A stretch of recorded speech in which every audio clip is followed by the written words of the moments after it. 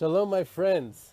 While many of our fellowship members are from the United States and therefore are experiencing these dramatic and divisive elections from within, the truth is that these elections are playing out on the world stage and they have global consequences. Even out here in Judea, there's a strong feeling that the outcome of these elections will have a profound effect on our lives and on the future of Israel.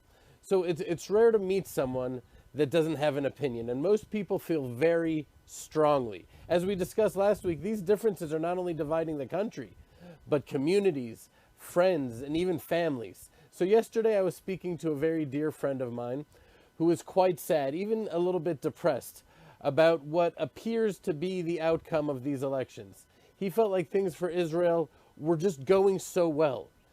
We've never had such close friends and allies in the White House who supported the right of the Jewish people to Judea and who have ushered in such a wonderful and promising peace treaty between Israel and the United Arab Emirates and between so many of our Arab neighbors. He was afraid that terrible things would happen.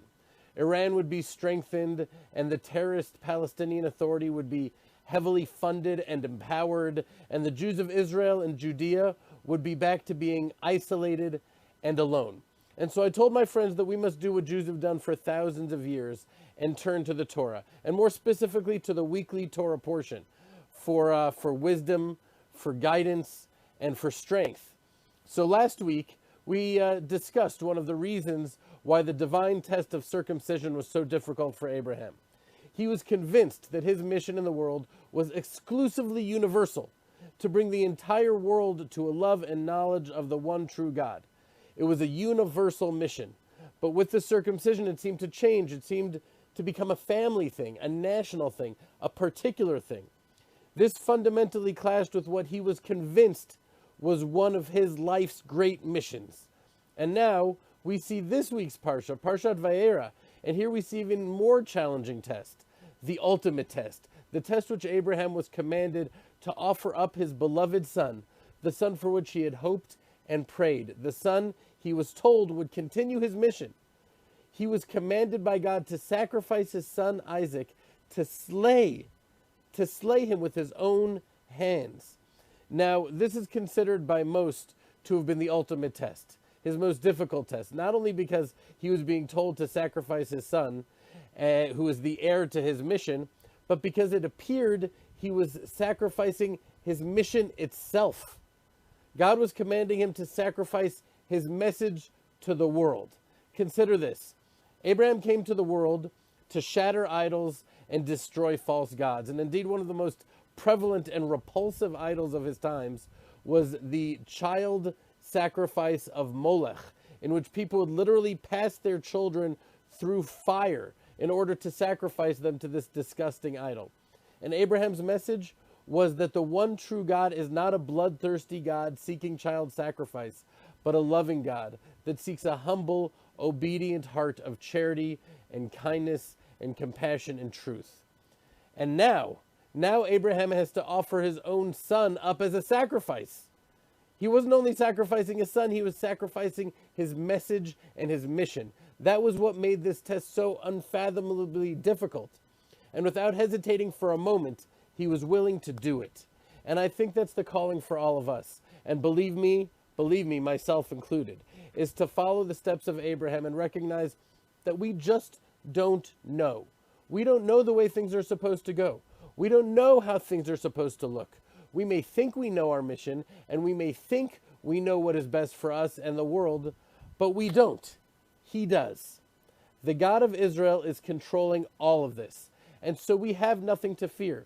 And every bit of fear that we feel in the Biden-Harris administration replacing the Trump administration is a gauge that exposes to ourselves the amount of faith and trust that we've put into Trump as a person. It's one thing to have our faith in God and to recognize that Hashem used Donald Trump as an unexpected vehicle to strengthen and support Israel. But if we're crippled with fear and anxiety that he's no longer in power, we're exposing a flaw in our faith. That on some level we felt not that Trump was a vehicle through which God blessed us, but he was the source of the blessing himself. Listen, we're only human. All of life is a process of shattering idols that we have inadvertently let into our hearts. And if we allowed Donald Trump to become an idol in our hearts and minds, well then Biden's election is an opportunity to set ourselves straight and to remember and internalize the words of King David. Al tiftechu b'nei divim, beven adam she'ein lo tshu'ah. Don't place your faith and trust in princes and diplomats in whose hands there is no salvation. For let us remember the words of King Solomon, King David's son, in Mishlei, in Proverbs chapter 21. Palgei mayim lev melech biyad Hashem. The heart of a king is like a stream of water in the hands of Hashem. Wherever he wishes, he will direct it. There's nothing here being left up to chance. Everything is in his hands. And what we may consider a curse will turn into a blessing. And what we would consider a blessing could come out as a curse. For example, most people consider the Trump administration the architects responsible for the peace treaty with the UAE, the United Arab Emirates.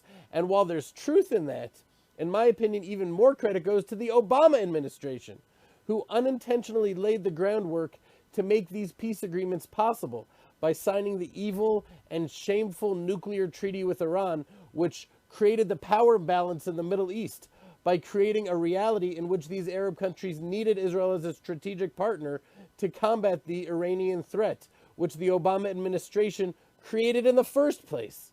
My point is that Hashem is in charge.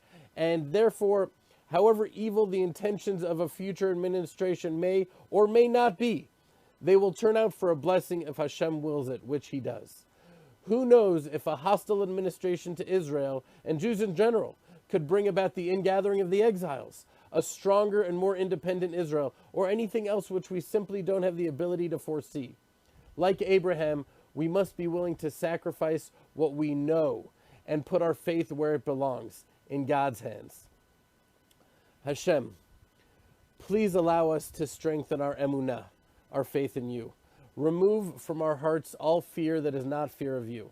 Remove from our hearts hatred and resentment, particularly of those people that are celebrating that which we are mourning, those whose views we believe are immoral, terrible, and destructive. And just as Abraham prayed for the lives of the evil city of Sodom and Gomorrah, give us the love and the faith and the strength to pray for our fellow man, no matter how evil their actions may be. Hashem, please use these events that are unfolding before our eyes to bring about the redemption and the salvation which we've been waiting for. May it be soon. Thank you, my friends. Love to all of you. And of course, feel free to reach out to me with questions or thoughts or comments. Ari@thelandofisrael.com. Shalom. Back to you, Jeremy. My name is Ari, and I live here on the edge of the Judean frontier.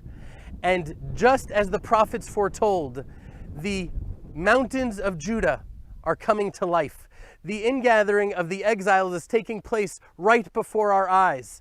The dead language of Hebrew has been revived, and the final prophecy is manifesting before our eyes as the righteous of the nations are coming together with humble hearts.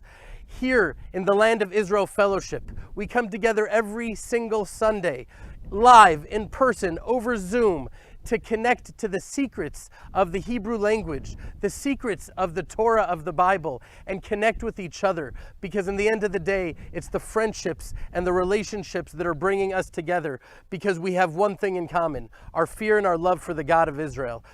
And now I'm inviting you to join us, along with hundreds of Jewish and Christian families from all around the world, to experience the beauty and the holiness and the magnificence of our fellowship. So click below and get the first 5 sessions for free, as well as joining us on our next session so you can taste the beauty and the holiness that is happening on this mountain.